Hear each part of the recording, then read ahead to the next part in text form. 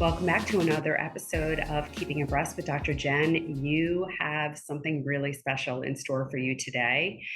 I have Kashif Khan with me today. He is the author of The DNA Way, a two-time TEDx speaker, celebrity longevity coach, and founder of the DNA Company, which is personalized medicine being pioneered through unique insights into the human genome.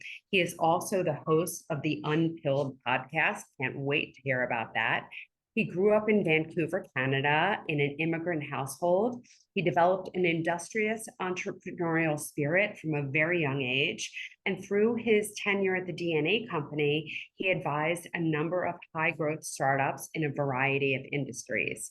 As he dove into the field of functional genomics as the CEO of the DNA Company, it was revealed that his neural wiring was actually genetically designed to be entrepreneurial. However, his genes also revealed a particular sensitivity to pollutants. He is here today to tell us about what he learned about himself and what we all have the potential to learn about ourselves so that we can do the very best job at nurturing our nature. So, Kashif, welcome. It's a pleasure. Thank you for putting this together to educate everyone. The work you're doing is amazing. I'm so happy to have you here. And as you know, I was an early adopter of your test because though I do think that our genes create a roadmap, I also think that we have so many touch points and opportunities to really nurture our nature Yeah. and the most out of our own genetic roadmap. You can't do that without the information. And what makes your approach so very different than everyone else's approach is that it's actionable. And instead of being living in fear of what your genes have to say about you, you can instead embrace them and create a reality that is even better than what could be predicted. Yeah, you're right on there. And I wish you told me that 5 years ago. It would have saved me a lot of time and research, you know. But essentially, you nailed it in terms of we think genetics is a prescription. You have an 80% chance of Alzheimer's, you have a 60% chance of breast cancer. When that thinking is driven by the pharma money that funds the research, trying to nail down what equals a disease so that you can make a pill, right? But really, what genetics is, it's a set of instructions that tells all of your cells how to do their jobs, from making hormones to making neurochemicals to clearing toxins. So if you understand how well or how poorly you're doing the job, you then can interpret how that may equal a potential problem or a potential benefit. And in between those two things, the gene and the problem or the benefit is your habits, environment, nutrition, lifestyle.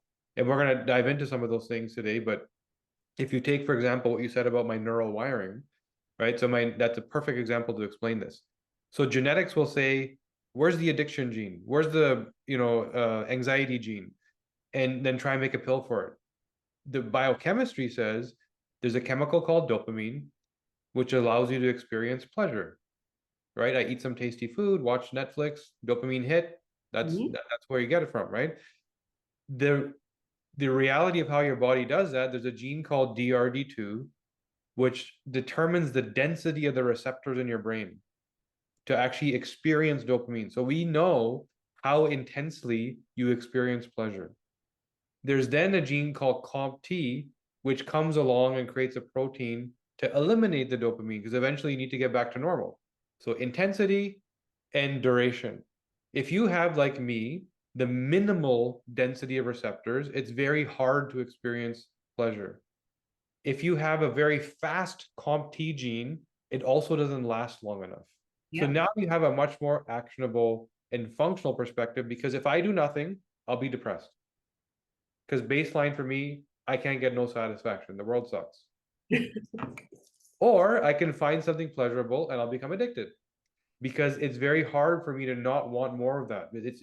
Or we also know that dopamine not only powers pleasure, but it also powers reward, achievement, and you don't need both. So if I focus on achieving and becoming entrepreneurial, which is what I've done, then I still get the satisfaction I need through a very healthy manner.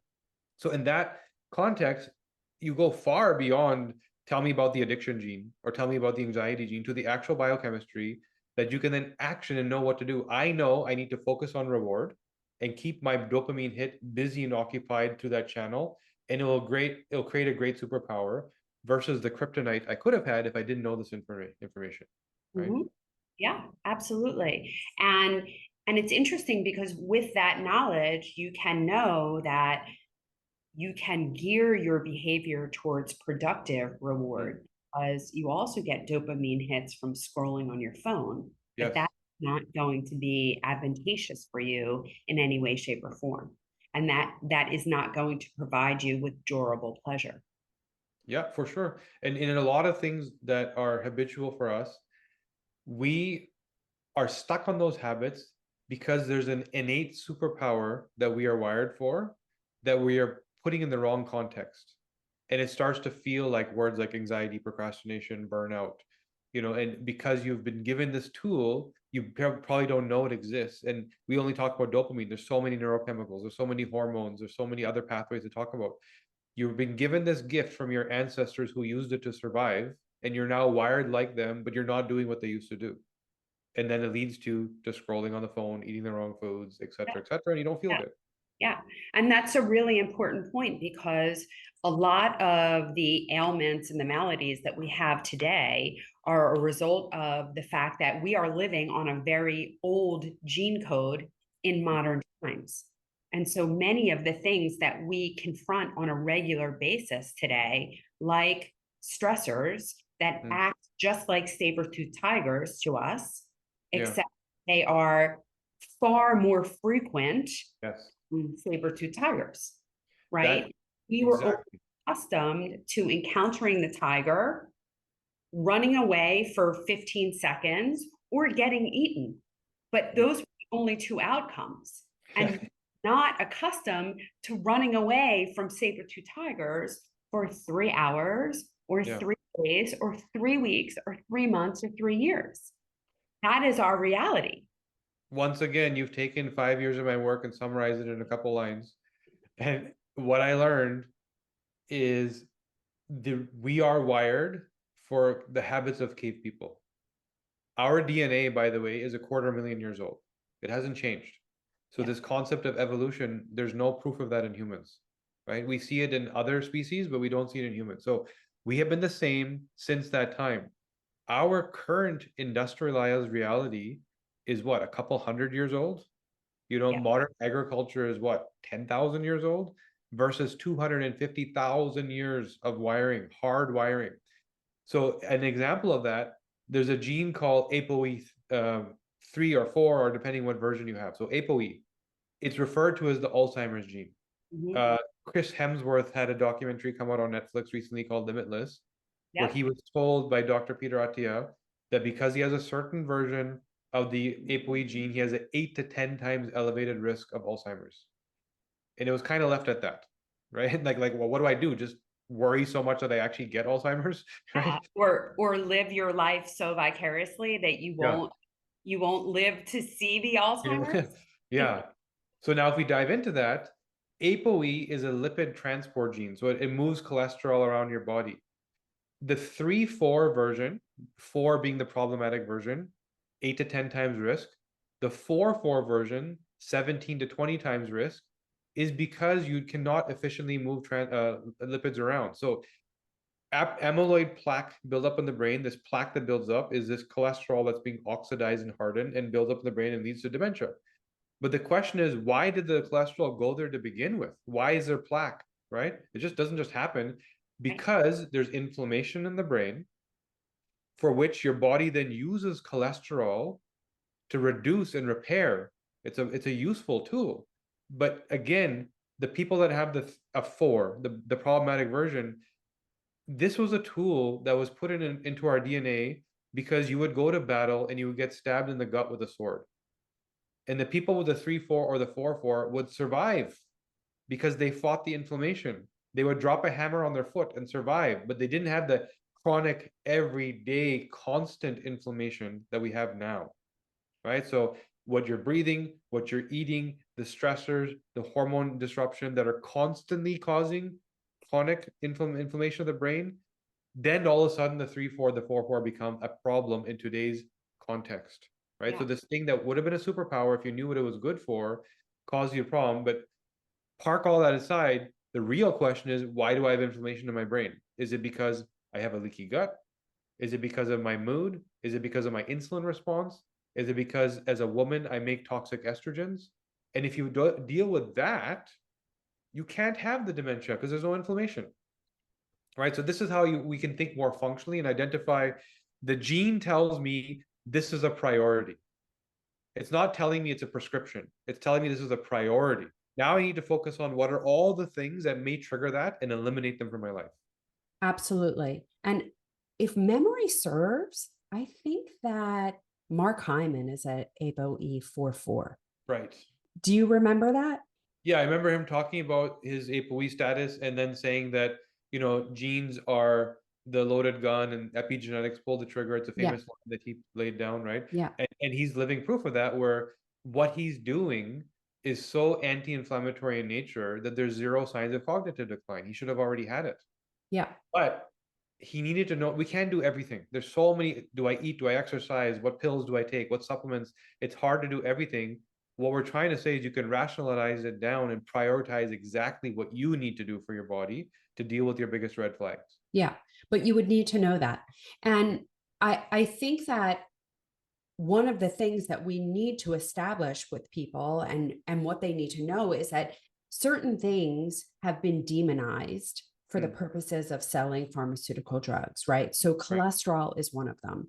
And cholesterol, as you so eloquently explained, like this is an anti-inflammatory molecule. Yeah. And if your body is churning out more cholesterol, that is your liver trying to put out a fire somewhere. Mm, So, all these inflammatory triggers, all these fires that are happening in our body, those are the things that's the place where we can intervene. But yeah. taking away your body's ability to do it is not the problem, right? Is Yep. not the solution, And right? there's no surprise that we see a direct correlation with the advent of statins, so cholesterol suppressing medication, and the increase in dementia. Yeah. Right? So you suppress the cholesterol and you're not repairing the brain.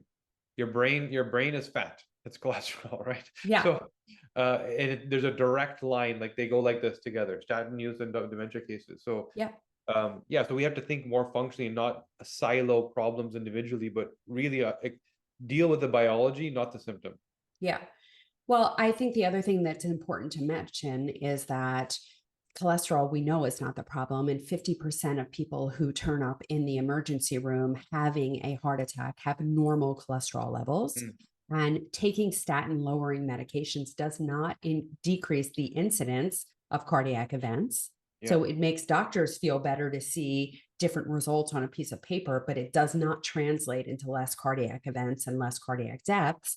And it does increase your risk of dementia, as you talked about, but also diabetes, yeah, yeah, for because we are taking away the body's natural compensatory mechanism when it is faced with inflammation.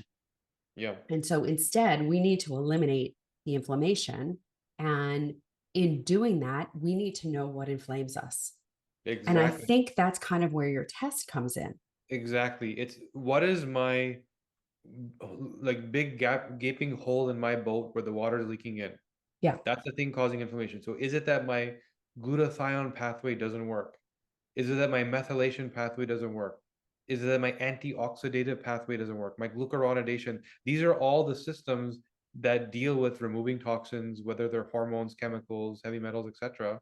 So you can figure out where is the stuff getting in? Where does this all come from? We're inundated with toxic insults, but we don't all have the same outcome. We've dealt with families where there's mold in the basement and only one family member is sick because the genetic ability to there's a gene called GSTP1 which determines how efficiently your first line defense of your lungs prevents airborne inhalation based toxins from entering the bloodstream, and some people are doing really well there, some people are not doing so well, minus 70% capacity in fact. So put those two people in the same environment, you're going to have two different outcomes, right? So now all of a sudden you know what to focus on. For me, it's airborne threats. For me, it's gut-related threats. For me, I can't do cardiovascular activity because my antioxidative genes are not doing so well. So we now know the source of inflammation. Then you start to look at, well, which hardware is failing? And if I have bad arterial health, we can determine genetically the quality of your arteries. If I have bad ApoE status, if I have bad hormone status, we can start to then pick out which disease is going to trigger first, right? So we can unravel that stuff. But yeah, it starts exactly with that. 14 of the 15 top killers in the United States are all rooted in inflammation. Without inflammation, you cannot get 14 of the 15 top diseases and killers. And the 15th, by the way, which is actually the number 3 killer, is medical error. It's a doctor making a mistake.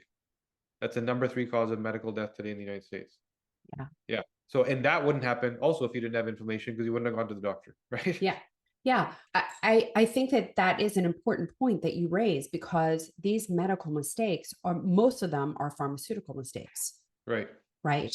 And they wouldn't happen if that wasn't our practice, because our practice is not in prevention.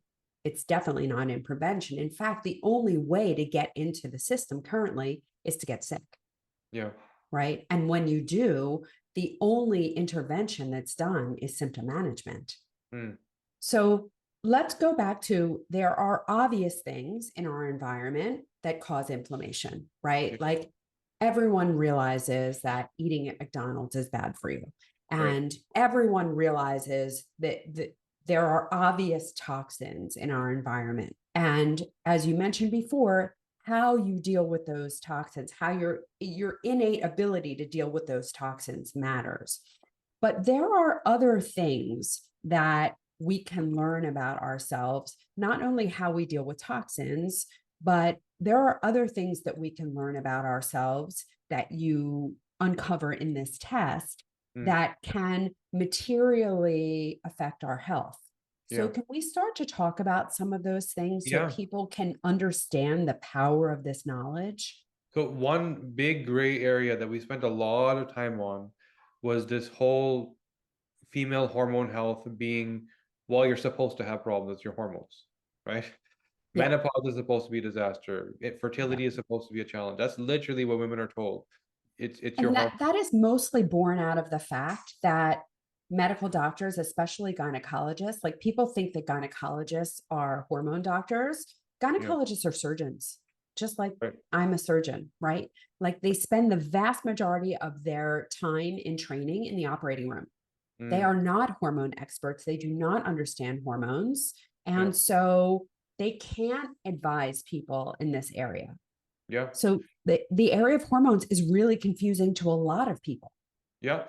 And I can tell you, I'm not a clinician, I'm not a scientist, I'm not a doctor. I'm somebody that has spent years focusing on the human genome and learning it.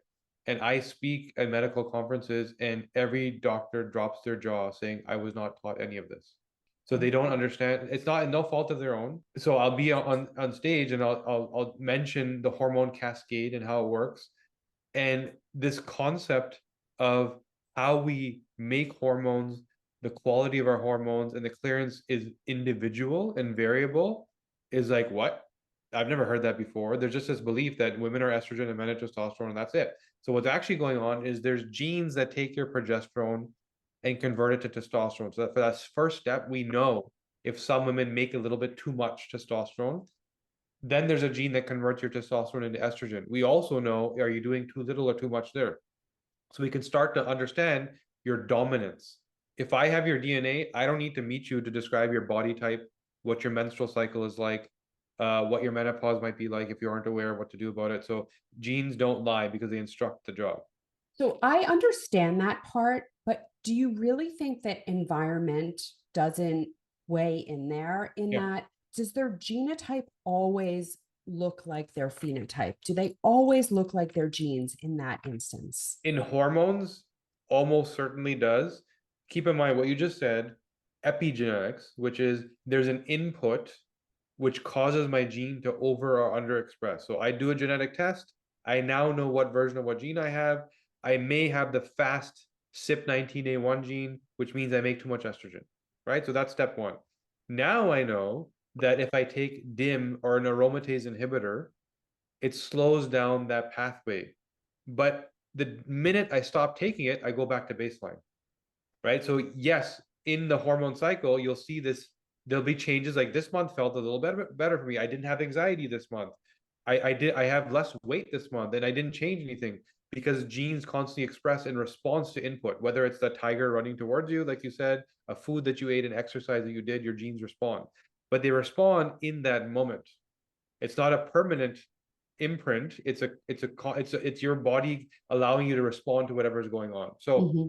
So you'll see this variability. So now understanding, again, same old story we said, it's I can now prioritize knowing which gene is over or underactive.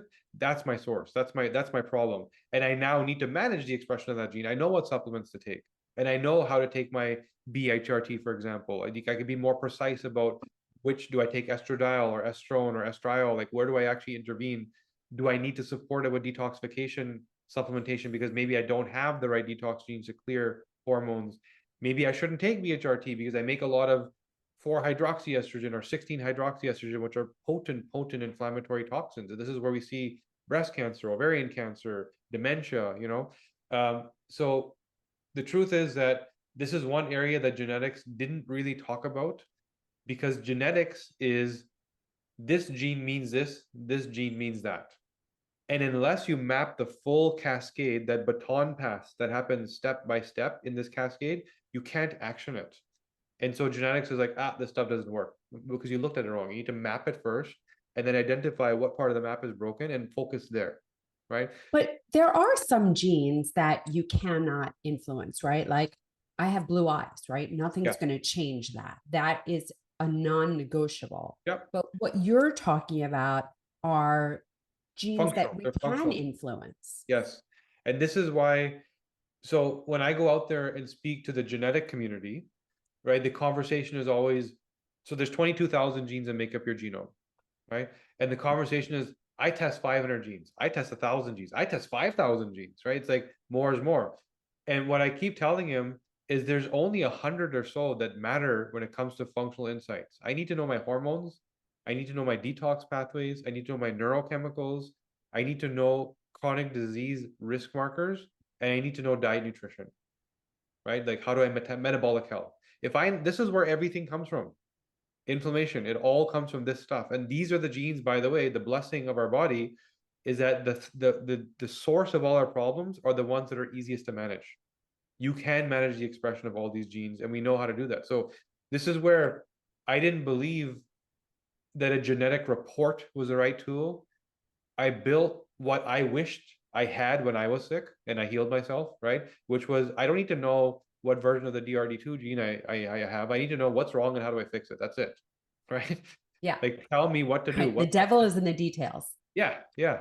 I need to know what supplements to take, what supplements to eliminate. I need to know what doctor I'm supposed to see, et cetera, et cetera. Like tell me what to do. Yeah. And that functional approach where there's action only matters in this pool of functional genes, but they happen to also be the most important genes that drive the most important pathways. So it's just this beautiful thing we landed on. So tell me about this approach in that for that person that wants to know, and they want to know because they want to live their life in a way that is going to be beneficial, in a Yeah. way that is going to be nurturing. So how do people go about doing that, and what can people expect to learn about themselves? Like what changes should they expect to implement? So a big part of our work was not only a test and a report and data, but it was also how do we make it easy? Right? If it isn't easy, no one's even the clinicians don't. Most doctors don't use testing because it's too difficult. They can't interpret. It's a different language, Yeah, right? I mean, even if you narrowed it down to 100 genes, if you give me a report that all it Yeah, has is the result of 100 genes, like what yeah, am I doing with that? yeah, I mean, I'm not a geneticist, right? I'm a lot of things, but a geneticist isn't one of them. yeah, So I agree with you. Like everyone needs the easy button. yeah. So the way we made it easy is when I was the CEO of the DNA company, and we have a new CEO now, by the way. I built this research model where I realized the gap was we already understand genetics, we already understand functional medicine. We haven't paired the two by in clinic using it as a tool. The geneticists don't meet patients, right? They never talk to them about their problems. So that's what we did. We spent 3 years studying 7,000 patients and actually helping them with all their problems. And that led us to insights that weren't academic insights. They were practical, that when we actually turned the dial on a supplement or some treatment, that it worked or it didn't work, and for whom did it work based on this genetic profile or this profile, this profile. So it became practical. And so what we learned is there's sort of 6 big areas that if you deal with these 6, you've kind of given yourself an extra 15 years of life if you actually implement everything, and you're probably preventing most of the major problems that are coming down the road. And those 6 areas are mood and behavior, everything about executive function and how your brain works. How do you perceive the world? And how does the world perceive you? When you say it's a 2 out of 10, is it actually 8 out of 10? And when you say 8 out of 10, is it actually a 2 out of 10? How does your brain work? Knowing that changes half of people's health outcomes because they now understand how they perceive. Are they reward seeking? Do they burn out? And then what to do about it. Number 2 is everything about diet and nutrition. And we don't get into like, you need to eat more broccoli or more carrots, because I don't believe that the genetic companies that say that, I don't agree with them. I think it's more macro. How do you metabolize fats? Should you be keto or not? How do you metabolize starches, carbs, your insulin response? Do you actually make the enzymes to be a successful vegan? There's specific enzymes you need to break down those types of foods. And maybe Yeah. a lot of people don't do that, right? Yeah. Uh, I still remember our yeah. conversation when you informed me that I do not metabolize beta carotene into vitamin A, which means that you can't get vitamin A without animal products, Without retinol. Yeah. which was a very Yeah. tough day for me. And I remember, had the suboptimal version of the FUT2 gene, Mm-hmm. the methylation gene, which is responsible for gut health also, and to help you make the enzymes to break down your chickpeas, lentils, legumes, beans. So somebody going on that diet, it's going to work for some people, but for someone that has your genetics, you're going to suffer. 3, 4 weeks into it, I feel amazing. 6 months into it, why do I have brain fog? Why do I have joint pain? Why are my hormones going crazy? Because you're doing something that your body can't handle, right? So second, diet, nutrition, and then all the micros, vitamin D, C, like you said, right? Then we get into sleep, which is not like there's a sleep gene, but it's more like your circadian rhythm and why you can't fall asleep on time, your detox response and why you maybe sleep through the night but don't actually feel rested because you're not getting enough detox, right? Your neurochemical response. And this is actually the biggest problem, where most sleep people, or sleep issue clients, I should say, don't realize until we talk to them that they don't actually have a problem falling asleep. They have a problem staying asleep. So they fall asleep, and then 3, 4 in the morning, they get up, and the quality of the second half is nowhere near the same, right? That's actually a much bigger problem. And we've figured out genetically what's going on there and how to help people with that. So, and now the fourth area is everything around hormones, right? The hormone cascade, dominance, toxicity, detoxification of those hormones, which is so impactful for women. Fibromyalgia, endometriosis, infertility, menopause, hormone replacement, all of these considerations where you're not getting answers. And for men, it's like libido, hair loss, muscle tone, prostate health, all of these things that are driven by hormones.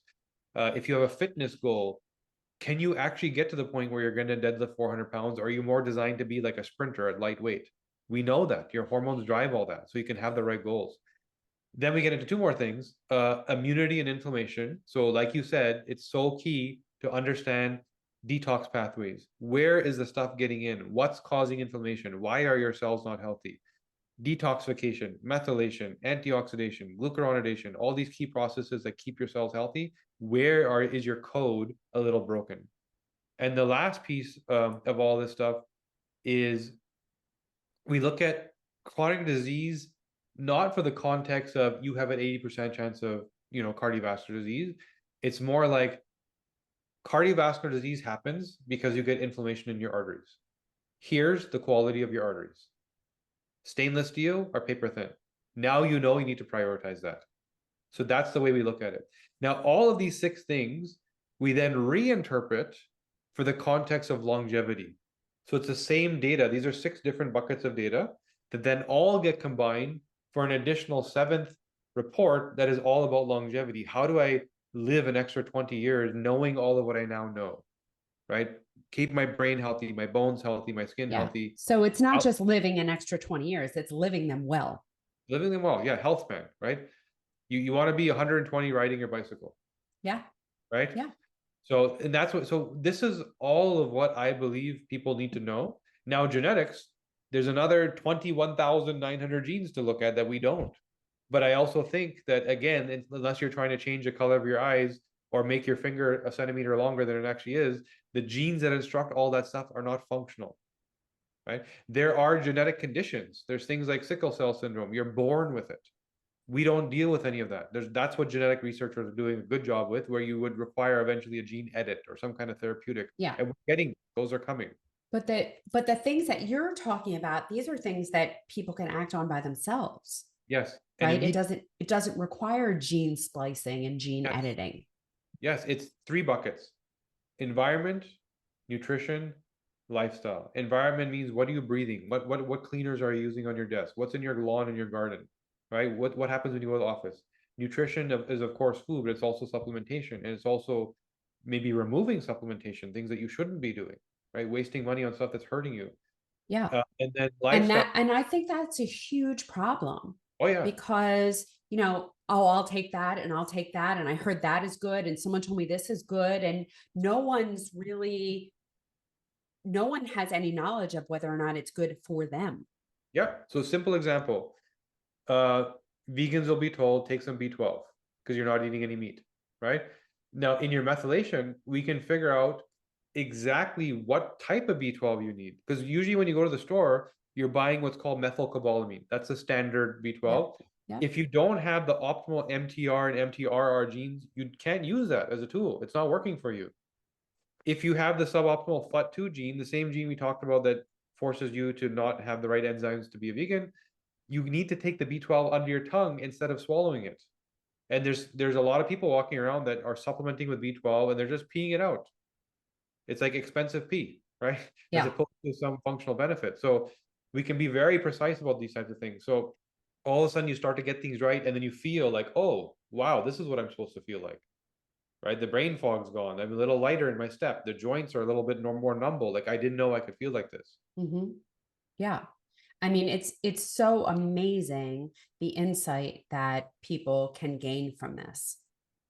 And really, you did say that it increases longevity, but it's doing more than that, because living an extra 10 years in pain with dementia, with heart disease, like that doesn't do any good. And the pharmaceutical companies are doing that already, right? But you're not living well.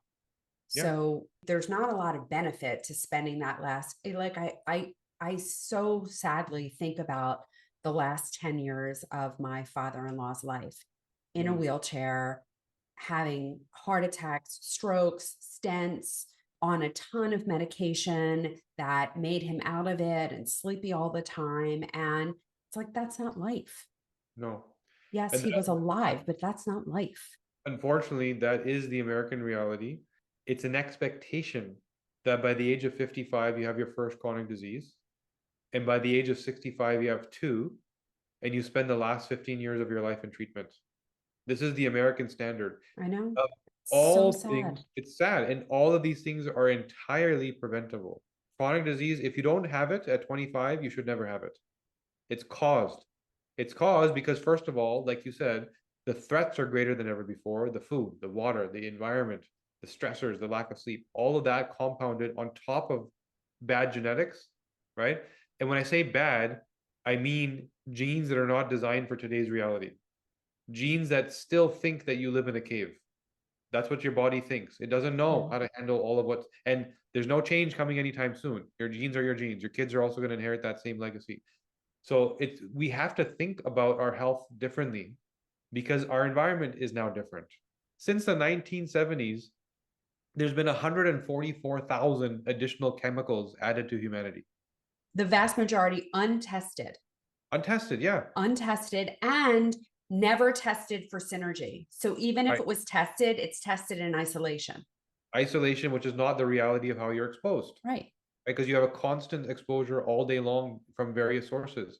And the majority of those chemicals, by the way, were made for food, right? So Yeah. you're eating stuff with 144,000, whatever the number is, some number of chemicals. So just understand that and the water, like 30% of American water has TEC in it, a forever chemical, which is known neurodegenerative that causes Parkinson's, right? So the threats are greater than ever before. So you can no longer have the old model of I'll go do what I want, and when I break something, it's the doctor's job to fix me. You have to assume that something's breaking already, right? You are Yeah. not designed for today's reality. So get ahead of it. It's so sad that 66% of American personal bankruptcies are due to healthcare costs, I right? didn't know that Yeah. statistic. That's awful. You work your whole life to give it up in your last 15 years to your health, which did not need to happen. It's all preventable. Yeah. And probably the vast majority of it is reversible, right? Yes, But it's you also can't reversible. get well in the same environment that you got sick, Yeah. And right? this stuff happens fairly quickly. Like sleep, days, and it's fixed, right? I would say of everything, hormones takes the longest, especially if you're a woman, because you have to go through the cycle every month, right? Yeah. This stuff, it resolves, the body is resilient. The body is designed to fight back and heal. It's when you have a chronic exposure for decade after decade, and then you get to 50 and you start to lose mitochondria. So the cells just don't have resilience. And your hormones start to drop. So again, your cells don't have resilience. Then all of a sudden, the context changes. The thing that you were fighting in your 20s, 30s, and 40s, you can no longer fight. And that's why the first chronic disease usually starts at 55. It's not because you're old. It's not a part of aging. It's because the thing that was there that you were fighting, you don't have the tools to fight with anymore. Mitochondria is gone, etc. So we know that if you support and fortify those things that are dipping, you can reverse. We've seen this over and over. I can't tell you how many hundreds of people we've taken off of statins that no longer take a pill, right? So it's all Yeah. reversible. Yeah. And that goes for insulin and, diabetes medication and blood pressure medication Yep. and statins and all of these things. I mean, all of these conditions that when I was in medical school, I was taught are not reversible are all Yeah. reversible. Yeah. And in my world, that goes for breast cancer too. And I Yeah. see it happen all the time, but it's not going to happen doing the same thing you were doing before.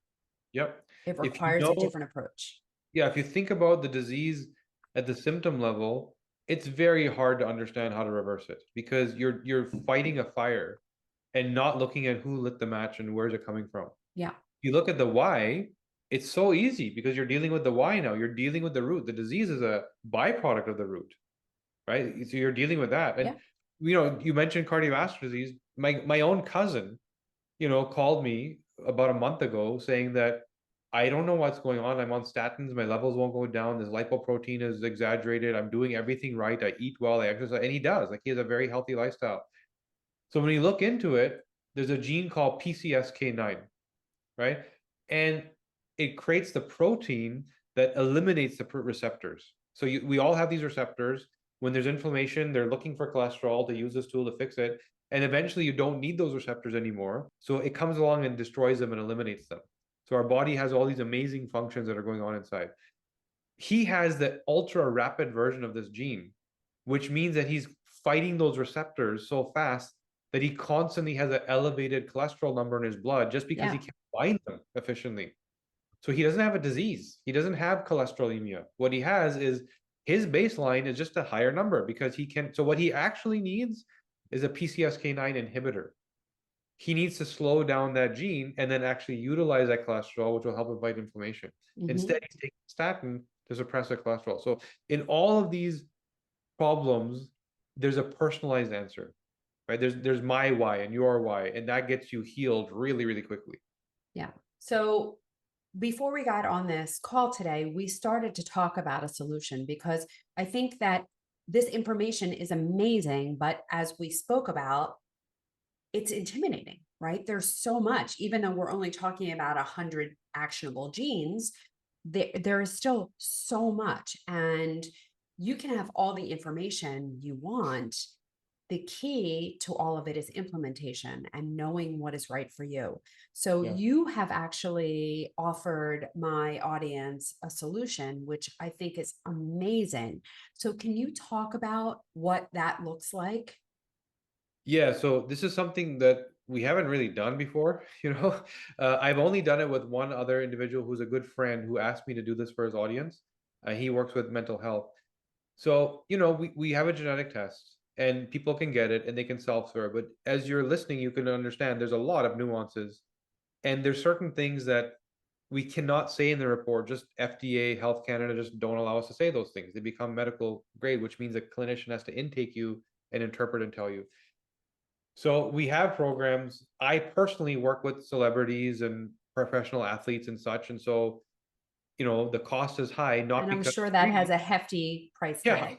And it's only because I can't do that. I need to run the company. Like I need to run the so I can't be focused on this. So the price is high just to make sure it's not happening a lot. It's happening for the right people that help us get it to more people, right? Yeah. So So if like Dave Asprey. yeah, so I've done it with him, for Yeah. example. I just worked with Ben Greenfield's family, right? For Yeah. example. Great. So that type of thing, right? So you know, it's a $25,000 program, and I'm not suggesting that anybody here does that. What I'm saying, and you know, just because you cared so much about your community, you're like, well, how do we make this happen for everybody? I know how to do this in a group setting where I've worked with corporations, for example. I just flew down to South America recently. There's a construction company that wanted me to deal with all their management team. And like, so I'm in this group setting dealing with everybody all at the same time. And I know how to do that, right? So what we're able to do is instead of this, like each person working with me for 25K, which is difficult, let's do it as a group. And instead of that 20, if everybody's, we'll figure out the appropriate pricing, but I think we do a group session on our website for $1,200. And you know, we'll offer some kind of discount on that. We're literally working on this as we go along, just in Yeah. building for the Yeah. whoever's listening, right? Yeah. So we'll offer you a link, but you'll be able to come in with your genetic report in your hand with all of your data. I will be there with you guys for a good half day, full day, whatever time we need. Mm-hmm. We're going to go through that full, you know, the 6 systems I talk about, plus the longevity. And I'm going to guide you on exactly what the red flags are, what to look for, how to implement these things, what supplements you should be taking, why, how you should be eating, every little detail that I can see. And typically for each gene variant, there's 2 or 3 potential outcomes. So I'll be speaking to the 2 or 3 potential outcomes. You'll have your data in front of you. So the difference between 25K and I'm speaking to your outcome versus paying $1,000 and you're listening to 2 or 3 potential outcomes and picking the one that's relevant to you in a group setting. The beauty of all this is we're going to do live Q&A because you can come with your problem. I have menopause. My daughter has an acne issue. You know, my son is autistic and I want him to get to school. We will address all of those things. Right? So you can come with your data in your hand, learn about whoever's data that is, and then we'll do live Q&A to answer your questions to mock that 25K experience, right? And allow you to experience that at a much lesser level. My intention is how do we help more people? And I know the work you're doing is so important and the way you're doing it is so important. That's why I love talking to you. It's not just take this chemo and call me later, right? Yeah. You're truly, truly helping people. And that's why I want to support this as much as I can.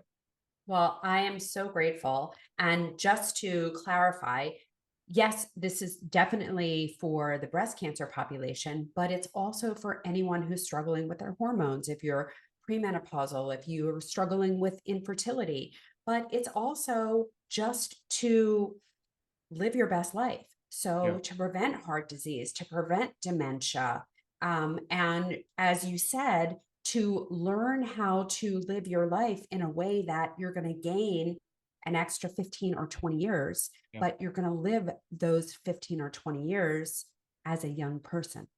Yeah. If you look at the actual physical structure of DNA and the cell, and I've done this research because you hear a lot of, like you mentioned, Dave Asprey and these guys, they all say, I'm going to live to 180, I want to live to 200. I tried to understand what are the limitations. And when I look at the physical structure of the cell, and you have these telomeres, which are these caps on your DNA that are sort of shock absorbers and bumpers that protect your DNA, they look like they're designed to last 120 years. So my belief is that we can get to 120 with good health if you do everything right, if you're always making the right choice. And the reason we die at 50, 60, 70 is you took years away by making the wrong choices. And those choices are not the same for all of us. Our genome calls for different priorities based on who you are. And that's what we're going to go over in this program. So that's what I believe is possible. And the physical structure of DNA speaks to that, that it's meant to last 120 years. We just do things wrong and slow our speed up aging. Yeah. And I want to be clear, and I know that Mark Hyman talks about this a lot, in that you can reverse these disease states, as you and I spoke about, and you can even have your telomeres measured and you can lengthen them. Yeah. Yeah, you So can. all of this is possible because we truly are brilliant machines. We just Yep. need to be operated correctly, and we all have different operating systems. So case in point, when I started this journey, I was 38 years old and my biological age as tested was 43. I was 5 years older than myself. I now actually am 43 and my biological age is 33. So I reversed time. Yeah. I know not only did I get rid of 5 chronic conditions that I had, couldn't work, couldn't function, got rid of 5 chronic and the best health of my life, I also reversed time. Right. So I bought time back by doing all the right things. And I think I can push that even more because I've been doing this for 5 years. I'm going to keep going. So that's what's possible. Yeah. It's amazing the possibilities that come out of this, but you have to do it. Right. Yeah. And so I am so delighted for the opportunity to offer this to my community. And so we will get everyone the sign up link in the show notes. And what we're going to do is have everyone take the test, and then we will provide a date where we will spend the day with Kashif, and we'll go through the report from top to bottom. And again, you are going to discuss all the possibilities Right. so that everyone will have their questions answered, and you'll spend time at the end answering people's questions, individual questions, and you will be able to leave that day with a plan for your future, Yeah. an It's going to empowered be plan for your future. it's a day that will change the rest of your life. And what I found the beauty for me in genetics is your DNA doesn't change, right? So the DNA you're born with is what you're going to die with. So once you learn how to interpret your DNA, which is the whole purpose, think of it as like we're doing a hard crash course masterclass for you. We're teaching you how to use your DNA. You no longer need me or anyone else to know what to do next. If when you go from puberty to fertility to menopause, there's different problems you're dealing with. And once you understand your DNA, you can go back and ask different questions. I'm going from working in an office to I want to run a marathon. What's the best way to get there? New question, new context, right? So Yeah. the intention is we want to teach you how to use your DNA so that you can always go back to it for any future issue you have to deal with. Yeah. And at the same time, know that, maybe that's not the right question for you, in that if you want to know how to run a marathon, but you're someone that doesn't tolerate that kind of exercise, you Yeah. can know to set a different goal. Yeah. Right. Exactly. Maybe running a marathon isn't for you. Like Exactly. I know for me, running a marathon would kill me. So I don't set that as one of my goals. Yeah. Exactly. Right on. Kashif, where can people find you? Instagram's the best place. It's not by full name. It's Cash Khan official. So KASHKHAN official. And I have a daily rant where I complain about what's happening in the world. So if you want to learn more about, toxins and chemicals and foods and things that you maybe need to learn about and avoid, that's what I do there. It's just me speaking to what I believe people need to know. That's the best place. And like you said, we'll provide this link so people can sign up. Do understand one thing, that it takes weeks for DNA to be sequenced. So you're going to sign up, you're going to receive a kit shipped to you, you're going to ship that kit back. The actual day that we join each other for the masterclass is probably going to be 2 months out from that date. Yeah. Because we want to make sure we give it takes 4 or 5 weeks, but we just want to make sure that anyone involved has had enough time, right? Yeah, So you'll get your exactly. data. Yeah. So you'll probably get your data back before that, but we'll book a time a couple months out to make sure that everyone's set and ready. And then I can promise you it will be a day that changes the rest of your life. Yeah, absolutely. And so I want to be clear, like when you get this link, when you hear this podcast and get this link, order your test, because there will be a deadline. You will still be able to join, but without your results in front of you, it won't have the same impact and it won't have the same meaning. So make sure as soon as you hear this that you use the link, order your test, so that you can join us and be with us and get that plan for the rest of your life. Yes. Because you want to live to 120, but you want to live well to 120, live long, die young. This is the way to do it. Yeah. Kashif, thank you so much for being here today. It I was a am so pleasure. grateful for you, for the work that you do, and for the legacy that you're leaving, because you really are one of the main keys to living a better life and to Thank you. navigating this current world. And we need this. We need people like you. It's a pleasure, and thank you for informing everybody, because the work you're doing with your podcast, you don't need to do this. Like, you're busy enough, right? You're taking the time to share with people, which is amazing. Well, thank you. It's Dr. Jen. Bye for now.